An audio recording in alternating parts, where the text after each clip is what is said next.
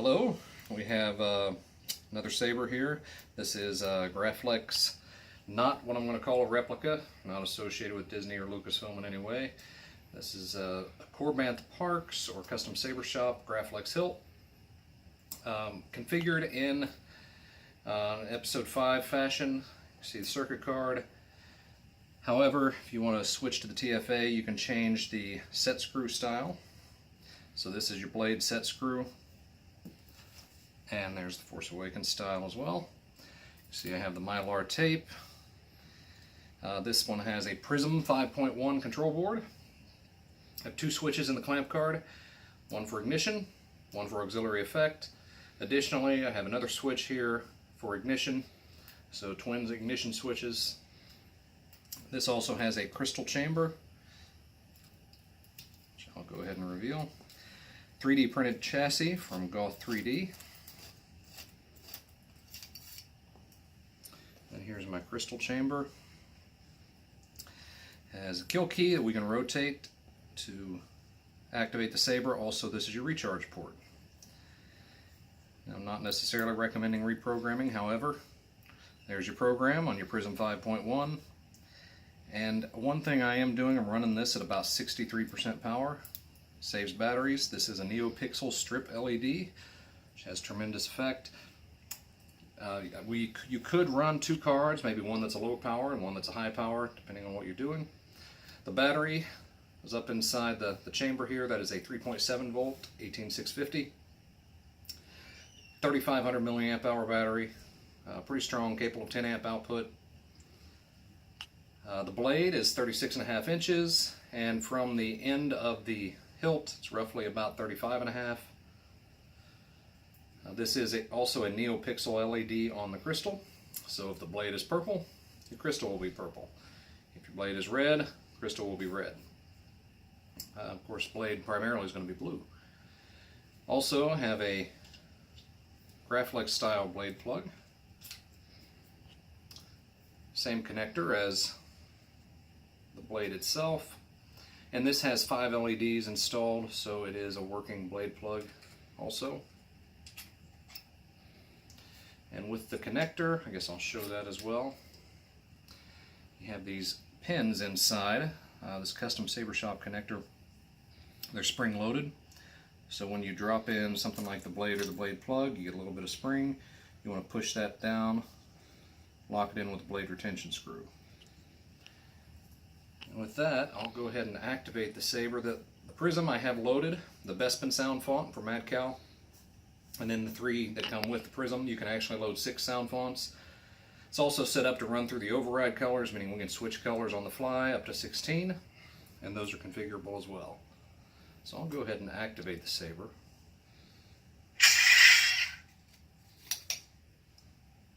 And just so you can see right now, I have it configured for orange, and I have a purple flash on clash with this color.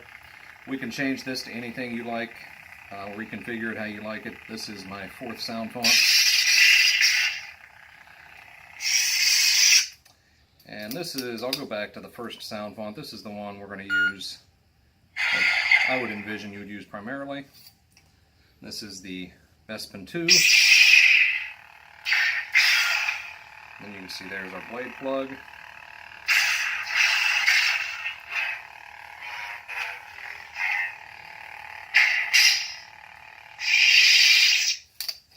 And with that, we'll go ahead and fire this up with blade, so you can hear some of the options.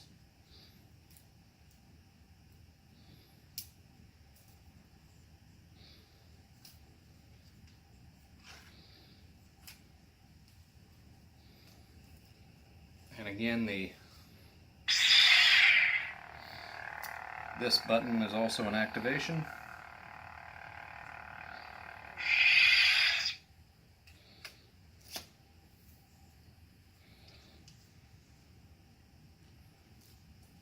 So there we go. So there's our blade, and I'll fire that up here. I'll kill the lights and we'll fire that up. Alrighty, so this is, I'm going to light it off. This is a high bass speaker from, actually I got it from KR Sabers. It's a 4 ohm speaker, pretty powerful speaker. It's sitting up in the middle of the hilt. And here's the light off. Love the Neopixel. Nice slow light off. This one has a white flash on clash, but again, I'll configure this if you want to change that. Has force lockup.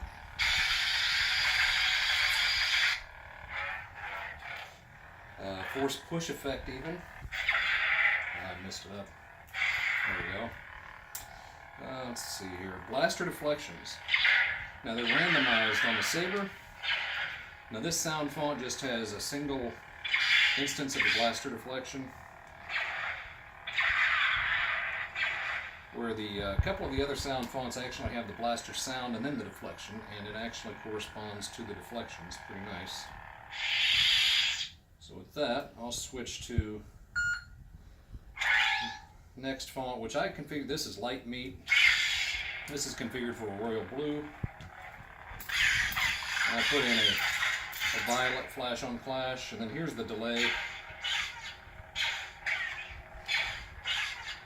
Force lockup.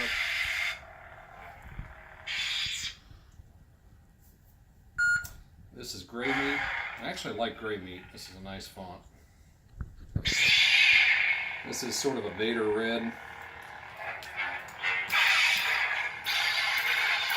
I put a little bit of blue in the flash on clash on this one. And again, this one has a delayed blaster followed by the deflection.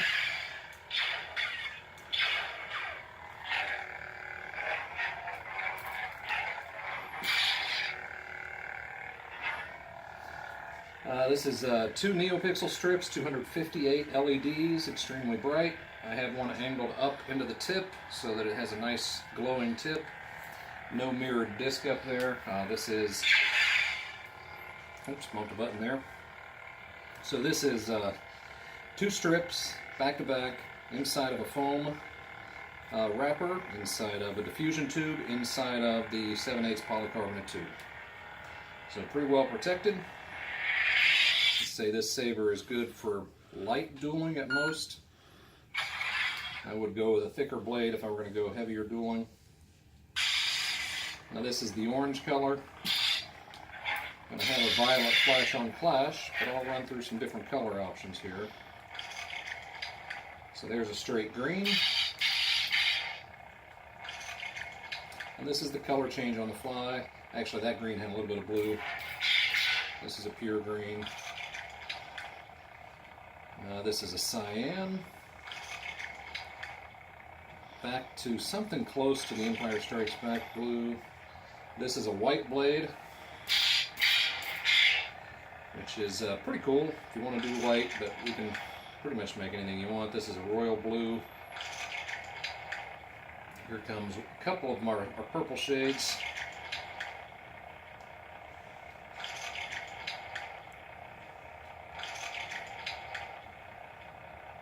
That's sort of a hot pink.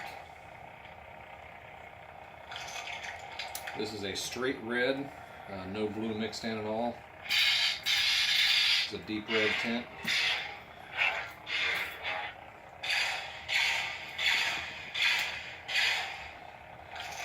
And then this is back around to the very first color. Oop, wrong. Missed it. And here's a yellow blade. Also something you could use for the Graflex. And again, pretty configurable, so if there's a different configuration you would like, we can come up with that. Dialed down to 63% power, and it's plenty bright. I have tri-crees here that are nowhere near as bright as this saber, and of course because it's Neopixel, it's bright to the end. And if we need to crank up the brightness, put in a different program, we could do that as well. This is pretty staggeringly bright.